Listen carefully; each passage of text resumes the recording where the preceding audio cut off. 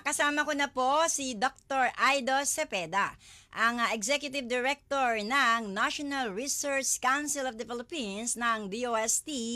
At syempre, good morning, happy Sunday, Doc Aido. Magandang umaga, Bel. Okay Ayan. ba ang audio ko? Okay na okay. Pwede na kayong announcer. Pwede na kayong host. Pwede kayong mag-tandem sa akin. Oh, Diba? Alam niyo naman... salamat, Bel. No? Oo. Yes, di ba? Alam niyo naman si Doc Aido pagkaya ng guest natin, di ba?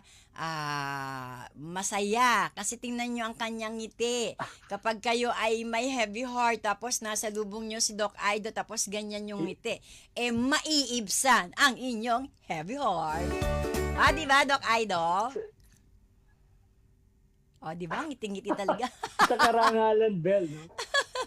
Nakakatuwa na lagi mo kaming binibigyan ng pagkakataon na maging bahagi na yung programa. No? At kahit nga magandang umaga, ah, ah, talagang binibigyan namin ito ng pagkakataon. Kasi minsan lang kaming mabigyan ng ganitong mga oportunidad para may bahagi yung aming ginagawa sa DOST, lalo-lalo na sa NRCP. No? Kasi minsan hindi alam ng ating mga kababayan na marami pala silang pwedeng gawin, no? Gamit yung mga pananaliksik na aming natuklasan at yung aming mga nagawang teknolohiya na makakatulong para mapaangat ang ating kabuhayan, ang ating pamumuhay, no? At ang maitaas ang kalidad ng buhay ng ating mga kababayan. Yes, love it! Mataas ang kalidad ng buhay at pamumuhay ng ating mga kababayan. Lalong-lalo na, syempre, dito po sa Radyo Agila, mga ka-breakfast on board na gumigising ng maaga, ha? Doc Aido, wait lang, ha? Basahin lang natin muna itong Sure. nasa Facebook, tapos magtatanong-tanong na po ako sa inyo, magkukwento-kwento na po kayo. Wait lang, ha? Oy, magre-report si Madge mamaya, ha. Sige. Pag-reportin natin mamaya. Ito po yan. Sherwin H. Alberio, breakfast on board. Good morning, Ma'am Bel, at sa guest mo. Thank you. Cheryl Tanguan, welcome po welcome po, Doc Aido, sabi niya, sa ating breakfast on board. Thank you, Cheryl. Ayan. Si Jericho Lalo Pasigan, good morning po, Ma'am Bel. Yes, good morning. Lynn Custodio Ferrer, good morning po. Blessed Sunday po. At syempre, happy viewing po mula po sa lokal ng Kias, distrito ng Benguet. Pakibati po ang mga brethren. Thank you po. Wow. Thank you po sa mga taga Baguio. Ano bang temperature dyan? Dito ang lamig kaya nagkakape na si Doc Aido Pascualito, F. Mali, Modina. Breakfast Yes, tama. Good morning, Ma'am Bel, mula po dito sa Cabagan, distrito ng Cagayan South. Mr. Tristan Wyatt Gulay, thank you po. Good morning din po sa inyo. Ayan, Samantha Belus, heart daw sa ating dalawa. Napakalaking heart. Thank you. Ayan. Eto na, ang tanong natin kay Doc Aido. Dahil nakainom na siya ng kape. Diba? Diba? Doc Aido, maaari ba nyo kaming bigyan ng detalye tungkol sa partisipasyon ng NRCP sa isinagawa pong 2024 DOST Call Conference. Kasi di po ba nagkaroon po ng 2024 Call Conference and announcement of NRCP Annual Scientific Conference and 91st General Membership Assembly para lang malaman ng ating mga ka-breakfast on board na ganito kayo kabisi at welcome na maging member ang sino mang interesado. Go, Doc Aido. Okay, yung call conference for proposal, no, ay ongoing siya, Bel, no? Ongoing siya. Yes, so nagsimula kami nung kalagitnaan ng Enero at ito ay ongoing hanggang Pebrero, no? Itong call conference for proposal ay DOST-wide. Ang DOST ay may pondo para sa mga pananaliksik na makakatulong sa ating sambayanan.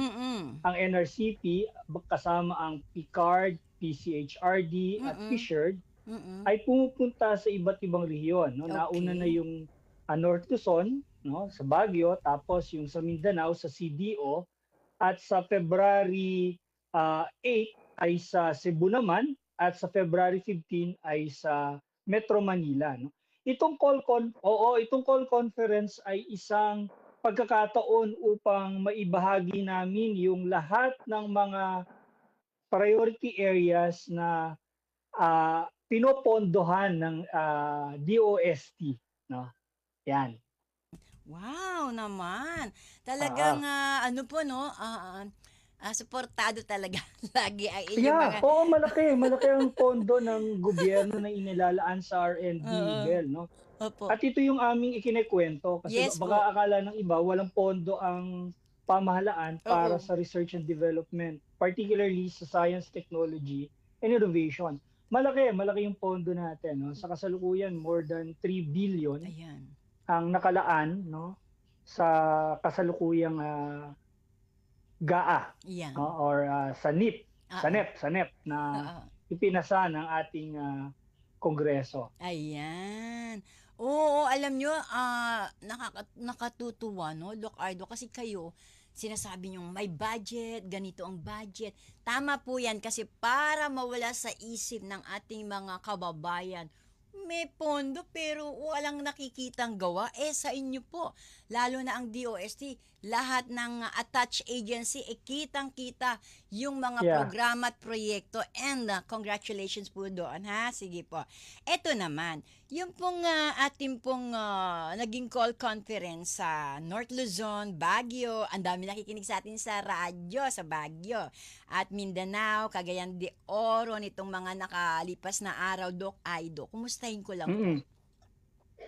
Maganda ang nangyari sa Baguio at saka sa Cagayan de Oro. Nakakatuwa yung turnout, no? Kasi more than 100% yung increase namin in terms of participation. Ah, ah. At ang nakakatuwa dito, Bel, maraming mga interesado talaga ng mga bagong mananaliksik, no? Yung Uh-huh. hindi pa kasapi ng NRCP, pero Mm. marami na rin kami mga kasama na kasapi na ng NRCP. Kasi ang NRCP ay binubuo ng mahigit 6,000 kasapi, no? Ito yung Mm. mga researchers, artists, no? Akala ng researchers lang at saka scientists. Meron na Mm. kami mga artists at saka social scientists kasi ang social science at saka humanities ay meron ding mga pananaliksik na kailangan nating gawin, no? Oo, kaya noong nakaraang sa Baguio, no, at saka sa Cagayan de Oro na call conference, dumagsa talaga yung mga interesado na mapondohan ang kanilang mga pananaliksik. Kaya tuwan-tuwa kami at hopefully in the next stop, no, which is in Cebu and in Manila, we will have Parang more ang taas niya kasi participants. maganda, bantay kami sana. Hindi mamaya. Ay, ayun. Oo. Ayun. Yeah, Bel. Yes So po. yun ang nangyari doon. Oo. At ang isa pa doon, Bel, no, yung Opo. interest talaga ng ating mga researchers, ng mga Oo. manalists natin Oo. para maghain ng mga bagong proyekto Mm. para sa ating mga priority areas, no. Yun. Tama, tama. Okay. Doc Aido, meron bang particular na pamantayan kayo or criteria na nire-require po o tinitingnan ng inyong konseho sa mga proposals? Ah, unang-una, Bel, dapat miyembro ka ng Yun. NRCP. Yun. Although yung iba na hindi pa miyembro, pwede pa rin naman silang magpasa. Yan. Dangan nga lang, kailangan nilang may katuwang na miyembro. O Ayun. kaya, kung talagang wala silang katuwang na miyembro, pero ang ganda talaga ng kanilang pananaliksik, Oo. pwede naman sila magpasa sa ibang mga councils, no? Sa Ayan. PSHRD, PICARD, at saka Yan. PCHRD. Oo. Pero para sa amin, no, Mm. tatlo yung aming tinatanggap, no? Mm. Yung Blue Skies Research, Ah, ito ah. yung mga pananaliksik na sa ngayon siguro hindi natin alam kung ano yung kahihinatnan, pero nakita natin na may potensyal, no, Oo. na magamit balang araw. Mm. Halimbawa, yung AI. Nung ginawa naman niya nung nananaliksik dati, hindi naman Mm. niya alam na ito na yung paggagamitan niya, Mm. di ba? Mm. Basta Mm. naisip lang niya. Halimbawa, Mm. yung ginawa ng Microsoft, dati naman, hindi naman naisip ni Bill Gates na Oo. ito yung kahihinatnan ng Microsoft, di ba? Correct. Pero ngayon, napapakinabangan natin. Ang tawag Correct. namin dyan, Blue Skies Research. So, Oh. usually sa mga physics, Mm. mathematics, yan. marami diyan mga theorems no ngayon.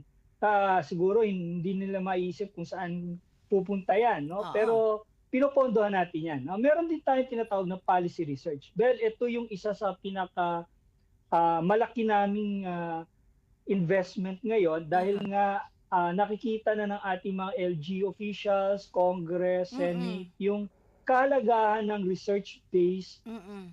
policy, no? Even Hmm. at the local level, no? Mm.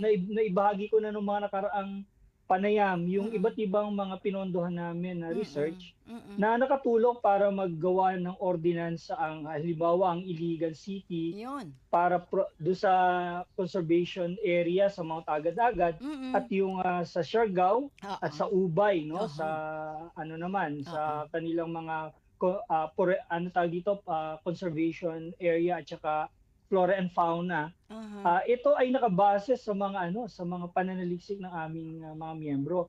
At ang pangatlo, yung tinatawag naming mission-oriented basic research. Ito yung Okay. talagang bulk ng fund na ibinibigay namin. At ito ay may nakaangkla sa tinatawag nating National Integrated Basic Research Agenda o NIBRA. Ayun. No? At Mhm. ito ay may 11 priority areas Mm. at kasama na dito yung kapanatagan sa pagkain, Yun. kapanatagan sa kalusugan o Yun. tinatawag na food security, health Yes. security. No? Mm. Kasi Mm. ang security sa Tagalog ay kapanatagan, no? 'Di Kapanatagan. ba? Mm. Oo, hindi lang 'yan tungkol sa seguridad o kaligtasan. Hindi, Yes. buo lahat 'yan ay duktong-duktong. Kaya pag ikaw ay panatag, no, masarap kumain, Sarap. maayos Mm. yung hangin na nilalanghap mo, Mm. yung lupa na tinatamnan mo maganda, Mm. yung tubig na iniinom mo ay Malinis. malinis. So, Mm.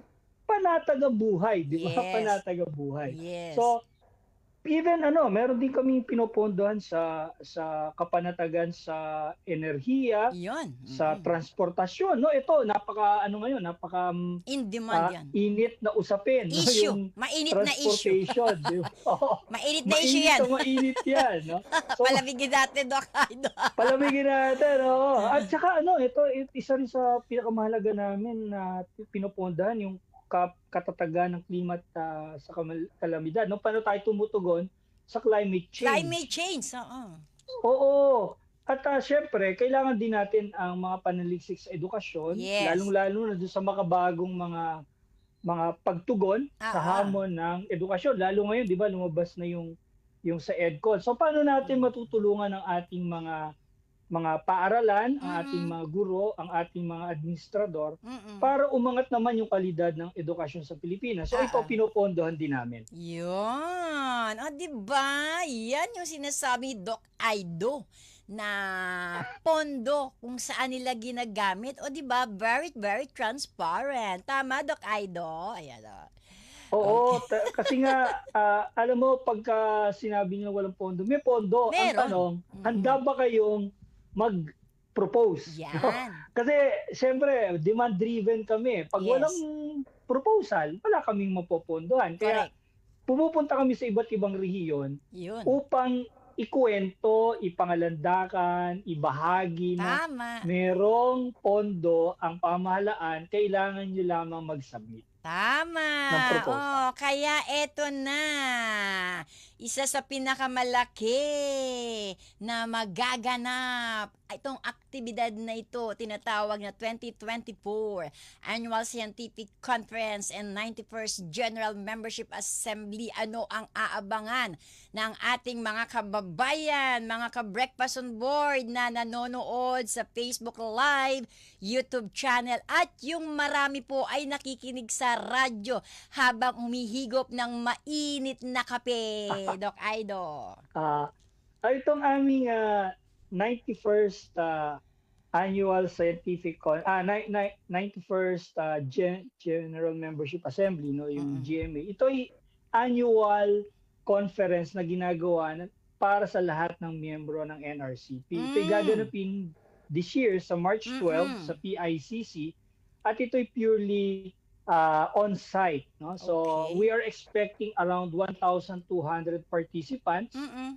that will be gathering to listen to scientific sessions, Mm-mm. parallel sessions, and this year, ang tema namin ay Artificial Intelligence for Responsive Transdisciplinary Research Aha. Towards Sustainable Scientific Future. No? Ayan. Let me just share, Bel, ano ibig sabihin ng responsive transdisciplinary research Doc using Aido. AI? Alam naman natin, Doc Aido. oh, ang, Doc yes, Aido. Bel. Yes po.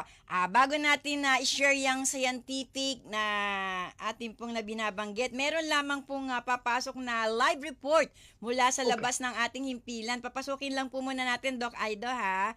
Okay. Sure. Yes, ang ating Aguila Jess, Madeline Villar Moratillo. Anong kaganapan ngayon, Mads? Good morning. Yes, ating Bell, inakusahan nga ni dating House Speaker Pantaleon Alvarez ang kasalukuyang leader ng Kamara ng paggamit ng mga programa ng gobyerno para mag-ayos na nagda para sa People's Gate. Alvarez madaling nakakakuha ang nagsusulong ng firma para sa charter change ng 3% nagda. Kasi yung mga nila ang mga ng system sa individual presentation ng DSWD. Kaya nag-aalok ng DSWD. So, sa kanila anyang probinsya sa Davao, mayroong isang alalo na maliban ay ang mga negosyante ay inililibre umano sa pagbayad ng buwis. Kapag nagtatanong ang sila ang pagbulang utos sa una naman ng itinang dinira sa naman siya sa people. Mads, medyo pihit-pihit muna. Balikan kita, Mads, ha? At di maganda ang ating audio, Mads. Okay? Doc Aido! Once again. Yes, Bel. Yes, good morning, Doc Aido. Sige po, ituloy natin yung sinasabi niyong isi-share po ninyo. Go ahead. Ngayon kasi 'di ba yung AI ay talagang Ay, opo. kailangan nating i-maximize, no? Hindi Yes. siya kalaban, no? Yes. Ang AI ay tool, no? O Ayun. gamit, no? Mhm. Ito ay isang mahalagang gamit na nakakatulong para gumanda ang ating pagtugon, no, sa mga hamon ng makabagong panahon. Mm-mm.